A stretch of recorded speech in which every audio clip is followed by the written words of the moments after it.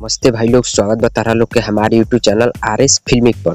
तो आज हमनी के बात करे वाला बन जाए नितेश तिवारी के रामायण मूवी के बारे में, जेकर शूटिंग 1 से 1.5 साल पहले ही स्टार्ट हो चुका रहे और मूवी रिलीज होने वाला रहे अगला साल 2026 में दिवाली के अवसर पे, और दूसरा का पार्ट रिलीज होगी 2027 में दिवाली के शुभ अवसर पे। तो मूवी के लेके अपडेट ई बाटे कि मूवी के पहिलका पार्ट जोन बाटे ओकर जितना कट्स लगावे के रहे एडिटिंग में उतना कट्स लाग चुकल बाटे, मतलब पूरा फाइनल हो चुकल बा कट, और VFX के ऊपर खाली काम करे के बाकी रह गइल बा। मूवी के रिलीज के अभी साल भर टाइम बाटे, मतलब 1 साल अभी पूरा बाटे, और 1 साल पूरा ये मूवी के खाली VFX के काम होखे वाला बाटे।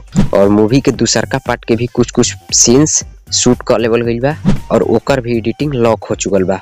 मतलब कि तू लोग सोच सकत रहो लोग, मूवी के रिलीज अभी साल भर बाकी बाटे और ओकरा से पहले ही मूवी के सब कुछ कट उट रेडी हो गइल बा, खाली VFX के ऊपर काम करे के बा।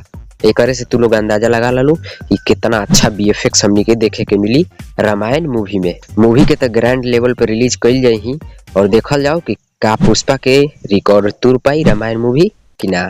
बाकी तू लोग बताओ लोग, तारा लोग के कितना ज्यादा एक्साइटेड बाटे ये मूवी के देखे खातिर, कमेंट में लिखा लोग।